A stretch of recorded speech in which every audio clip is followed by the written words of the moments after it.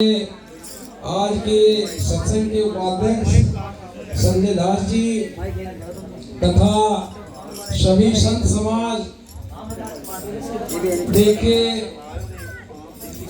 आज हमारे संत ज्ञानदास जी के 8वीं पुण्यतिथि पर यह सत्संग होने को जा रहा है। जय गुरुदेव शिरोमणि रैदास बेगमपुर धाम सेवा समिति नौकरा ग्रंट उर्फ बुग्गावाला की ओर से मैं आप सभी का हार्दिक अभिनंदन करता हूँ। नाम रूप का भेद है, मानव सभी समान, समता का जल पी रहे बुद्ध देव भगवान। नाम एक ऐसी शब्द है कि जब बच्चा पैदा होता है तो बच्चा पैदा होते ही माँ उसकी गुरु बन जाती है। दूसरे जब बच्चा पाठशाला में जाता है तब वो बच्चा स्कूल में अध्यापक उसका गुरु बन जाता है। जिस समय वो इंटर डिग्री कॉलेज में जाता है तो उस समय वो बच्चा का प्रोफेसर उसका गुरु बन जाता है। आज संत समाज जो हमारे गुरु रविदास मिशन में चल रहे हैं, मैं उन सभी का शुक्रगुजार हूँ क्योंकि हमारा जो आदि धर्म है,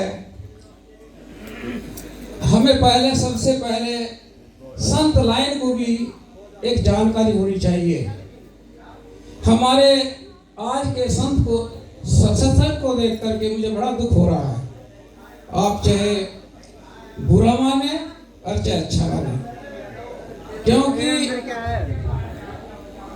हमारे जो बच्चे हैं जो हमारे एजुकेशन में जा रहे हैं उन बच्चों का कोई ज्ञान नहीं है। हमारे बच्चे जैसे बाबा भीमराव अम्बेडकर जी ने हमें संविधान दिया, उस संविधान के द्वारा हमें ज्ञान दिया, शक्ति दी, भक्ति दी।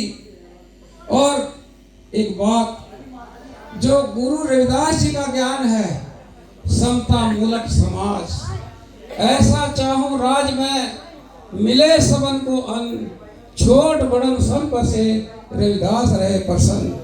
उसी साखी के आधार पर गुरु रविदास जी की बाबा साहब भीमराव अम्बेडकर जी ने आप उद्देशिका पढ़े हैं बच्चे, उसी में समता मूलक समाज है, बंधुत्व है, भाईचारा है। तो वो जो संविधान की धाराएं हैं वो उसमें लागू हैं। आज जो बच्चे डिग्री कॉलेज में जा रहे हैं वो पीएचडी की डिग्री में, बहुत बड़ी आपको बात बता रहा, जो बच्चे हमारे पीएचडी की डिग्री बाबा भीमराव अम्बेडकर जी या गुरु रविदास जी पे लेते हैं, बड़े दुख की बात है। आज पूरे भारत के अंदर गुरु रविदास जी के ऊपर 35 लोगों ने पीएचडी की डिग्री ली, उनमें केवल हमारे 10 व्यक्ति अनुसूचित जाति के हैं, लेकिन जो 25 व्यक्ति हैं मित्रों वो क्या है, ब्राह्मण है, अक्षत्रिय हैं, वैश्य हैं। तो हमारा कितना बड़ा शोषण हो रहा, हमारे बच्चों का कितना बड़ा शोषण हो रहा, उसकी जानकारी हमारे संतों को नहीं है। कितने कॉलेज हमारे गुरु रविदास जी की पीएचडी डिग्री दे रहे हैं, उनको कोई ज्ञान नहीं है। हम उसको क्या अधूरा ज्ञान दे देंगे, हमने ढोलक बजा ली, पीट ली और कुछ नहीं है। तो मैं दूसरे नंबर पर एक बात और कहनी चाहता हूँ, हम कितने ही समागम बना लें, कितने ही हमारे मंदिर हो जाएं, कबीर साहब जी ने कहा कि माला जपू न कर जपू, मुख से कहूँ न राम, राम मेरे सन्मुख बसे मैं करूँ विश्राम। गुरु रविदास जी ने कहा दर्शन दीजिए राम, दर्शन दीजिए राम। तो दर्शन किसके लिए? व्याकुलता के लिए, पीड़ के लिए। पीड़ किसकी? उस परमात्मा की है। गुरु रविदास जी ने कहा कि चलत फिरत उठत बैठत भजत हरि सुनाम। चलते फिरते उठते बैठते हम उस परम पिता परमात्मा का नाम ले सकते हैं।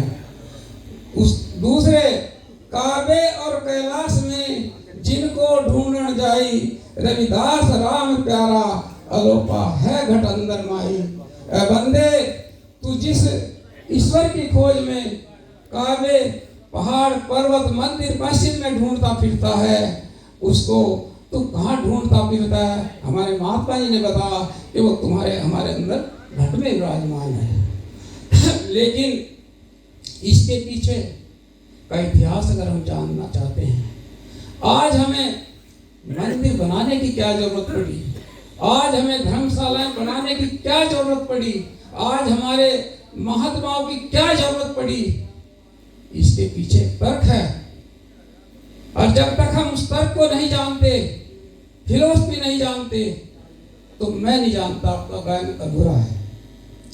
क्योंकि जब हमारे पास हमें अंग्रेजों ने चलते चलते शिक्षा का थोड़ा सा कुछ अधिकार दिया, समता मूलक समाज का अधिकार दिया, तो तभी जो ब्राह्मणवाद था उसके चिंगारी लगी, और चिंगारी लगते ही अंग्रेजों को भगाने की नीति करी। वो अंग्रेजों ने बाबा साहब का बहुत बड़ा साथ दिया, और उस साथ के द्वारा ही आज हमें संविधान के अंदर जो मूल पढ़ती है, जो उद्देशिका है, उसमें हमें आज बराबरी का हिस्सा दिया, जिसके आज हम सब पाते हैं। तो हमें सबको ये जानकारी होनी चाहिए, गर्व होना चाहिए। उसकी भी नींव रखी गई है। महाराज जी हमारे साथ थे, और गांव के अंदर भी हम कम से कम 3-4 मंजिल का बनाएंगे। 5-6 लाख तो उसमें जमीन में लग चुके।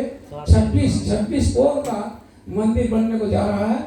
और मैं आप सभी से एक गुजारिश करूंगा कि ज्यादा नहीं आपका 1 रुपया भी अगर है